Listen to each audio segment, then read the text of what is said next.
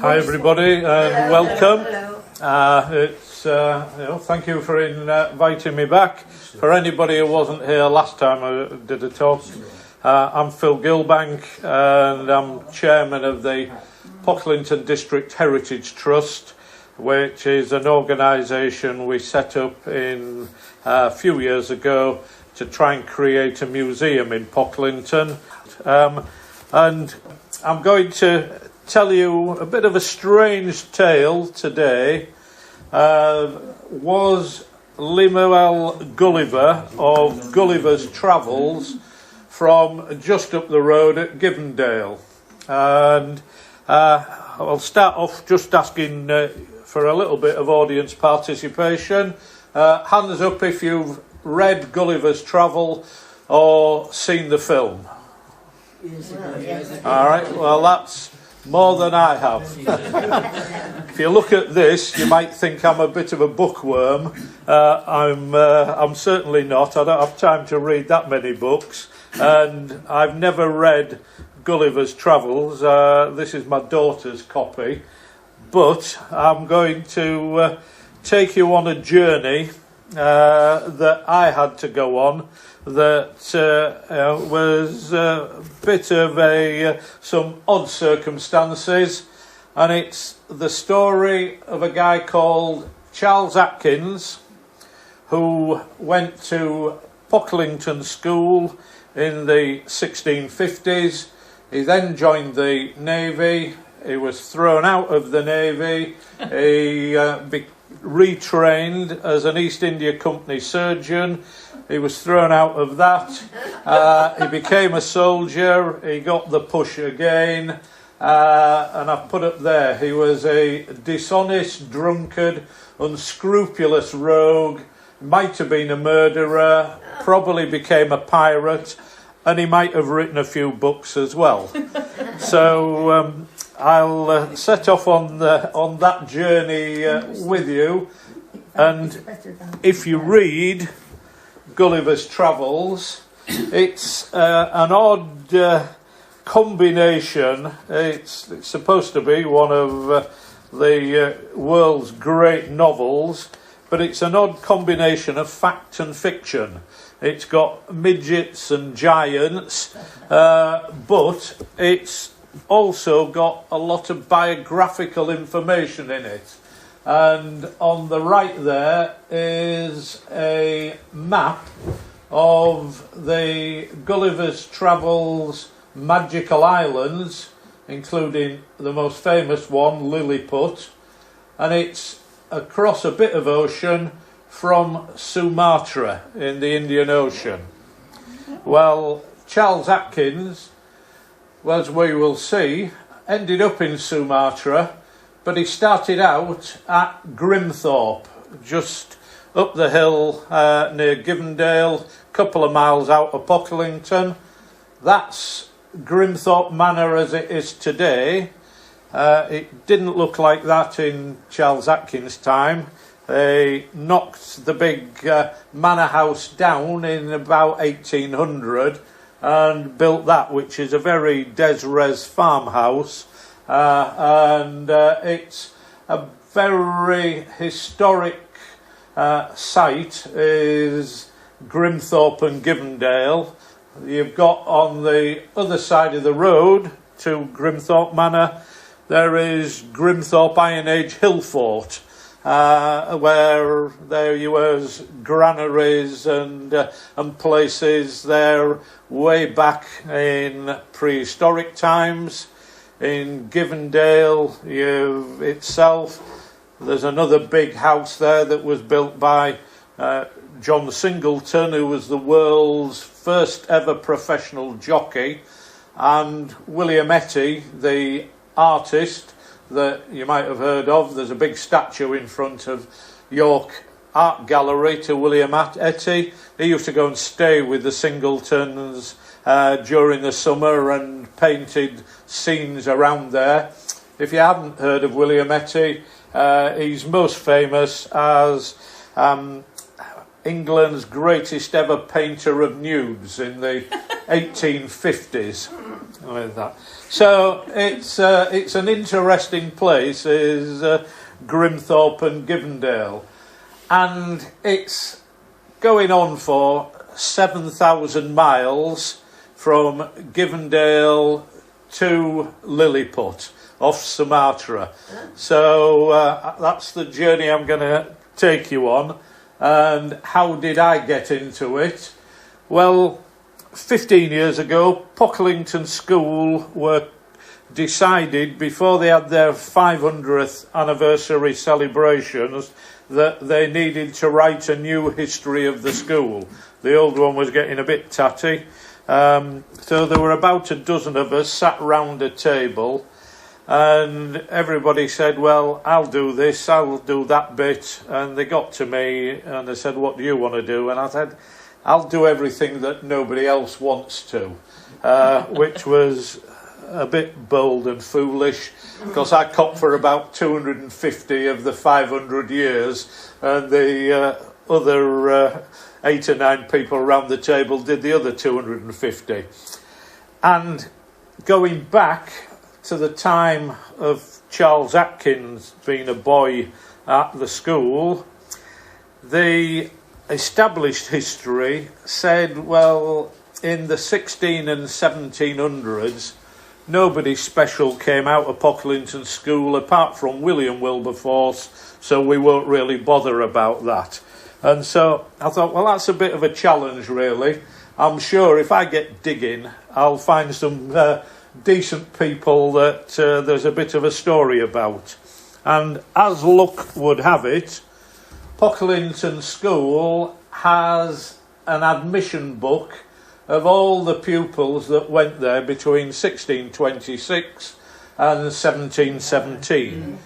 It's the oldest school admissions book in Yorkshire, and this is a copy of part of it, so I went through everybody on that and did some internet research to try and find out a bit more about them. And in 1656, in this year, there were 2 people who interested me. Charles, the eldest son of Jonathan Atkins, and William, son of Thomas Gower. Militis Oriati is that he was a soldier. Those 2 guys who went to Pocklington School within a few weeks of each other were both sons of royalist colonels in the Civil War. So I thought, well, there's got to be more to go for from them.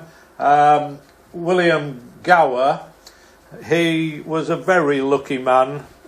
Nearly all of his relatives died young, and so he inherited their titles and their money, and he became William Levison Gower.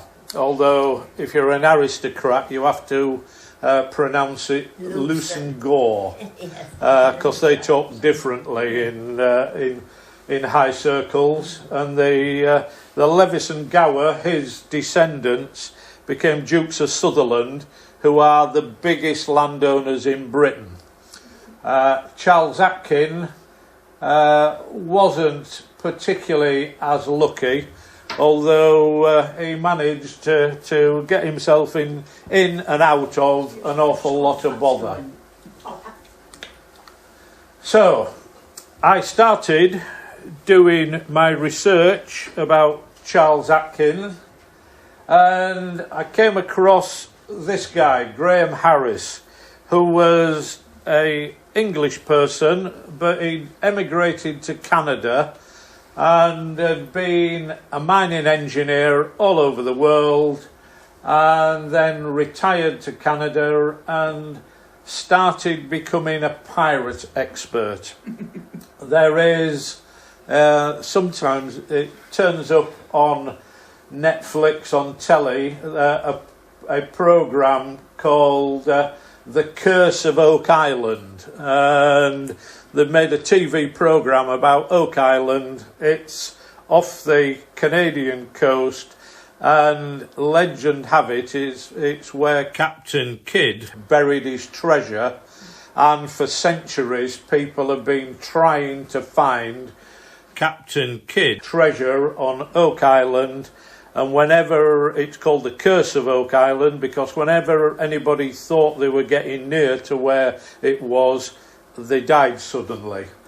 But Graham Harris spent a number of years working in Oak Island, and he also wrote increasingly about pirates, including writing this book, Treasure and Intrigue, The Legacy of Captain Kidd. And he published in more and more stuff that he reckoned he'd identified that our guy Charles Atkins was under the pseudonym of Captain Charles Johnson, the man who was Gulliver. And he started corresponding with me round about 2011, and he'd started gathering material to write a book about our guy from Givendale and prove that he was Gulliver. And when I read back through his emails, it sounded as though I was going to be his co-author, although I don't think he actually told me that. But then my correspondence with him dried up in 2014 because Graham Harris died suddenly. He was getting on a bit, but whether or not the Curse of Oak Island had got him, so all the work that he'd done, and it's fairly bitty, but I can leave a copy for people who want to go through it. All the work he'd done proving our man was Gulliver, ended there. I think he was expecting that I would go up to Castle Howard and pore through the archives and add a few missing bits to the story. So Graham Harris first came up with this theory that Charles Atkins was Lemuel Gulliver and from Givendale. So there's no photographs of Charles Atkins. Doing his life story was a bit like doing a jigsaw without a lid. I had to find bits of information here and bits there and putting it all together. But it all starts out as a classic love story. You had a glamorous princess and a dashing army officer and a fairy tale castle, which was Naworth Castle in Cumbria, which was the original main seat of the Howard family before they built Castle Howard. And at Naworth there was this dashing army officer called Jonathan Atkins, who was a colonel in the Coldstream Guards, and he was commanding at the start of the Civil War the royal forces in Carlisle. And Naworth, Mary Howard, was the daughter of the baronet of the Howard family, and it was just down the road from Carlisle, and they got together, and as they say, the rest is history. So you don't have to read this, but I'll go through. Colonel Sir Jonathan Atkins became a Justice of the Peace. He became Governor of Guernsey, Governor of Barbados. He then came back to Grimthorpe, just up the road, and was Deputy Lieutenant of the East Riding. And he was buried at Givendale in 1703. Our guy, Charles, his mother was Lady Mary Howard, who was born at Naworth Castle but buried at Givendale. Our guy's grandfather was a Lord William Howard. His grandmother was Lady Elizabeth Howard, and his uncle became the first Earl of Carlisle. He was a Major General, a Vice Admiral, an Ambassador to Russia, and Governor of Jamaica. And he had aunts that married MPs and baronets, and he had a cousin who became a countess, and others that married baronets, and others that married high-ranking army and naval officers.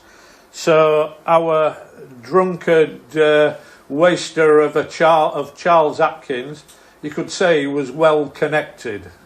And one of the reasons I know so much about him is because if you go up to Givendale Church, there is this large memorial near the end of the chancel that is almost like a family tree for the Atkins family.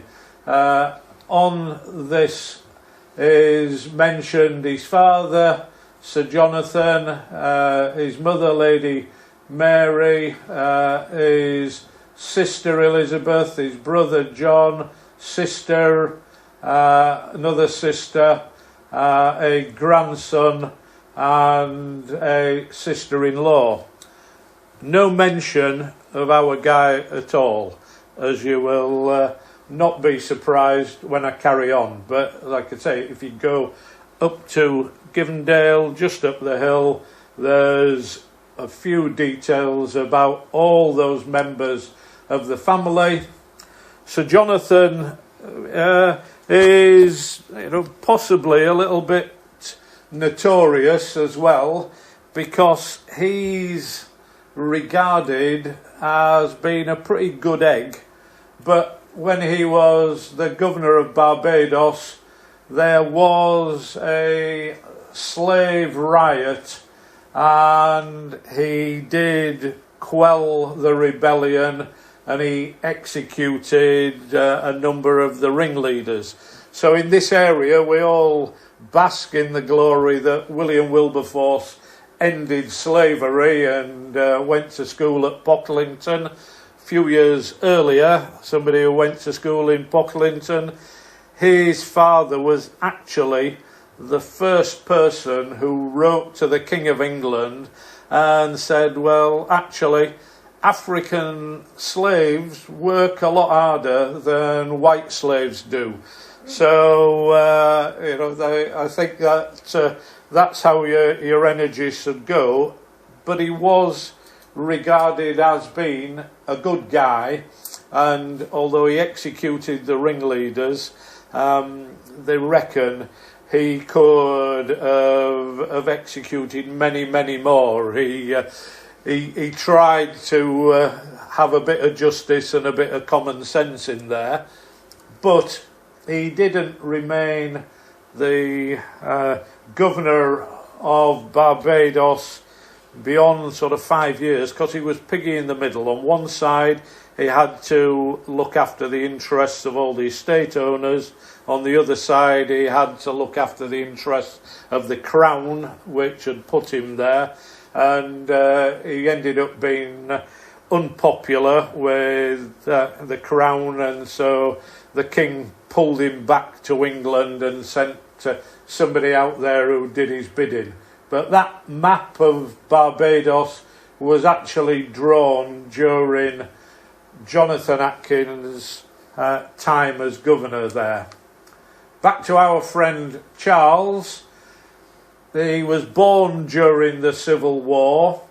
He grew up at Grimthorpe, and I haven't been able to find an image of it. It was a major manor house. I poured through this, which was a book by Samuel Buck, who went round Yorkshire sketching all the big houses in the county in 1720, and unfortunately he missed out Grimthorpe, and he also missed out Pocklington Manor House. But I did find a description of it, which said it was a strange, rambling old place, a very low building with 3 large porches and only 1 chamber floor. The kitchen was as big as an ordinary house, and there was an oven that would bake 6 bushels of flour at a time. And the cellars were very spacious. We know the cellars were very spacious because in the 1580s, the guy who lived there had turned it into a Catholic mission house, and there were 4 priests living in a underground house at Grimthorpe, and then all the Catholics in the area, because Catholicism was illegal at that time, all the Catholics in the area would go up the hill to Grimthorpe. They would lock the doors, and the Catholic priests would come literally out of the ground and take mass. In 1586, it was raided. 2 of the priests escaped at that time. 2 more were taken to York Castle, and they also managed to escape. But the guy who owned it, he was executed for harbouring Catholic priests. But that was where Jonathan Atkins lived, and his son Charles grew up. If you go today to that farmhouse I showed you earlier, it's got a very posh garden wall, which is made up of solid blocks of stone. And so it's clear to me, I mean, there's no quarryable stone anywhere near. You're not going to build a garden wall out of stone and a house out of brick.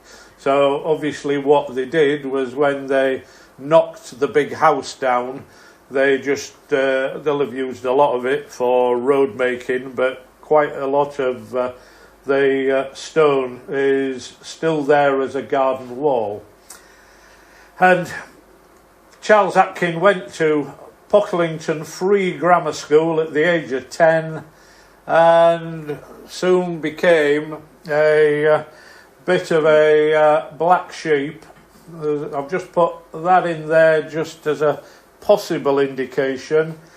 In the 1600s, the main sport at Pocklington School was cockfighting and gambling on that. Pocklington was one of Yorkshire's biggest centres of cockfighting. There was a cockpit in the Black Bull pub, another one in the Buck just at the other side. When cockfighting was abolished in 1820, they went underground and they started having cockfights in the woods, and it's said that they used to do them in the roof of the arts centre, and again lock themselves in. But Pocklington School had its own cockfighting bell and cockpit, and so that's from 1660. They would ring the bell at the beginning of a match, and the schoolboys would bet on cockfights. The other bit was that most of the boarders at Pocklington School in those days lived in rooms within the local pubs and ale houses in Pocklington as well. So I don't know, but it may be that some of his habits in later life were actually learnt as a teenage schoolboy. But then he left Pocklington and he joined the Navy. And if you've got a father who's a colonel in the Coldstream Guards and a uncle who is a vice admiral, then you're not going to have a lot of difficulty getting taken on in the services as an enthusiastic young man. And so he joined the Navy as a second lieutenant and served on HMS Victory. Within 3 years, he was visiting his father in Barbados, and one of the bigger ships in Barbados. The captain dropped dead. So his father said, "Here you are, son, you take it back to England." So that got him a few brownie points. And so 4 years after joining the Navy, he became a captain of HMS Quaker, which was a Royal Navy ketch there, which is quite a small ship, but it still got a crew of 40, and it had 10 guns. And it was sailing in the Mediterranean, and he, for a backhander, accepted a private cargo of gold and jewellery, which was totally against all Navy regulations. And amazingly, he just set sail with a cargo of gold, and a load of pirates came round the corner and captured his boat without a fight and cleaned them out. So it looks as though that was an inside job. He was court-martialed and imprisoned. The head of the Navy in those days was Samuel Pepys, and this is a copy of Samuel Pepys's biography that I bought from the Oxfam shop in Pocklington. There's loads of references to Charles Atkins. Pepys was incandescent when Atkins allowed these Barbary pirates to steal a Royal Navy ship, especially as it had just been cost him an awful lot of expense to quell the Barbary pirates' war in the Mediterranean, and this started it all off again.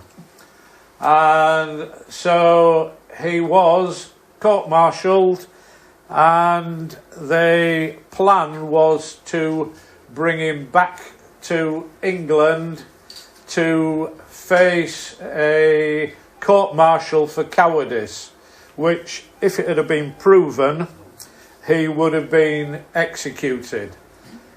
As it happened, they stopped off on the way near Malta, and he claimed to have got a dose of the pox, and it was a year before he was well enough to be brought back to London to be tried. And what happened then is, by the time they came back, all the witnesses, all his crew, had set off on other ships all around the world. So there was nobody left to testify against him, and so they couldn't try him for cowardice. So they Pepys just had to give him a dishonourable discharge and chuck him out the Navy. And the dishonourable discharge, what it said is it was due to the delivery of his ships to the Turks, and for profane swearing and a wicked loose life ever since. So he made a big impression on Samuel Pepys there. So that was his 5 years in the Navy, which were fairly eventful. But having been chucked out the Navy, for the next 7 years, it said that he lived the life of wine and women in London and Dublin. He was disinherited by his father, that he'd had enough of him, and he appeared in court as a witness against Samuel Pepys when they were trying to frame Pepys and his chief clerk in something called the Popish Plot, which was a spurious accusation that Catholics within government were trying to assassinate the king. And a few quotes from out of the court proceedings was that he was a bankrupt young officer of good birth but depraved character. He'd drifted, borrowing money where he could and consorting with villains. And he'd lived the life of a man that has loved wine and women and been a debauched man. So it sounds very much, and I did read these, that again there were some fairly powerful people wanted to drop Pepys in it, and so either to get back at Pepys or more likely for a bribe he gave evidence against Pepys and his chief clerk. He then joined the army because one of his cousins was raising a regiment, and I'm pretty sure he said, "Yes sir, I'll behave myself sir." Joined the army. He lasted 3 months in the army in 1679, and he wrote to his uncle Lord Howard, the Earl of Carlisle, in 1681, saying would he lend him some money and get him back in with his father's good books, because he called himself a banished man. And it looks as though he married while he was skulking around consorting with villains in London, and had a son in his marriage. That's just a general picture of the sorts of dens of iniquity that you could find in the back streets of London in those days. So he'd roaming around, not doing a lot, but he must have been a fairly bright guy, because it looks like he went to the Netherlands and he trained as a surgeon, although surgery in those days was a bit different than surgery today. You know, you had a bottle of rum in one hand and a saw in the other. But he did his medical training, and he became a ship's surgeon on a merchant ship. And then in 1700 he was clearly rehabilitated, and the East India Company, which was a private company but sat alongside the government, running a lot of the Commonwealth and particularly the Empire in India and the Far East, and had its own army, own navy. He became an East India Company surgeon in Gambroon, which is now in Iran. And I said he was a bright guy. While he was there, he made a number of expeditions, and he collected rare plant specimens, and he sent them back to the country's top botanist. And so there are a few of his rare plants, I think, still on the go in Kew Gardens, that were sent back, that were totally unknown in this country. He set up some trade missions, usually for a backhander as well, but he got the sack, and the quote from his disciplinary record was, he'd become so notoriously scandalous by his unaccountable, lewd and villainous practice. In addition to doing these trade missions, he was also reckoned that he was running a private brothel while he was in Iran, and they arrested him, sent him to Madras, which was the East India Company's headquarters, under armed guard, to try him for all his misdeeds in Iran. And as it happened, just down the coast from from Madras, the company surgeon had just died. and so he was charged with on account of his misconduct, and he held his hand up and he said he admitted he was a wild fellow, but he promised to behave himself in future. So instead of imprisoning him and sacking him, they sent him down the coast to the Fort St David East India Company fort as their surgeon. He lasted a year and was again pulled up for insolent and saucy behaviour this time, and he got the push again. He then reappeared in Sumatra, and I'd mentioned Sumatra earlier. That's supposed to be just next door to Lilliput and Gulliver Travels, and he lasted there for a few years, not as a surgeon, as a militia officer in the East India Company forces, and then they were short of a surgeon, so he did, after a few more years, he took that bit up again, but he blotted his copybook once again. He assaulted one of his bosses, and he was up for Lieutenant Atkins broke for assaulting one of the council, and he and his wife have gone to Batavia.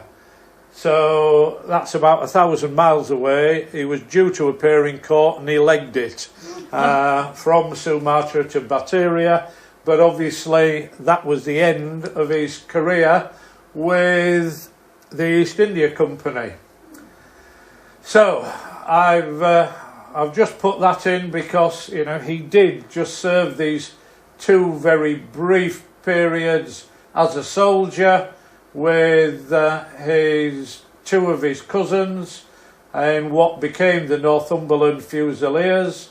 It was called Phoenix Regiment, and then he became the garrison commander at Bencoolen in Sumatra, and that's what Bencoolen looked like in the early 1700s. But all that had gone, and my friend Graham Harris reckons he then became a pirate, and that isn't unusual. There were a lot of quite upmarket pirates who had posh families. The government in some cases didn't discourage pirates either. They were called privateers, and so as long as the government got a bit of their share, and as long as you were capturing enemy ships, then they were happy to turn a blind eye to that. And so Graham Harris has tracked his exploits and his time all around the southern oceans in the early 1700s. And if we go back to Gulliver's Travels, it's written about a person called Lemuel Gulliver who was roaming around in the Indian Ocean in the late 1690s and early 1700s, just at the time that Charles Atkins ended up in Sumatra and then legged it to Jakarta. So there are some real close similarities between his actual life and the fictional exploits of Lemuel Gulliver. There's another bit. I said earlier that how he'd had a son back in London. His son was also was called John Atkins, and he became for a brief period, a ship's surgeon. And a best-selling book appeared in the early round about 1720, called A General History of the Pirates by a Captain Charles Johnson. Well, I got a copy, and I didn't know when I bought this copy, but it says on the front by Daniel Defoe. It certainly wasn't by Daniel Defoe. The author was this guy, it says there, by Captain Charles Johnson. The publishers, in order to flog a rather more than these in the 1800s, attributed it to Daniel Defoe. Literature in those days is a nightmare to follow. Daniel Defoe wrote under about 200 pseudonyms. He was in and out of debtor's prison. He was in and out of a number of dodgy relationships, and he hit lucky with his big books, and particularly his exploits on desert islands.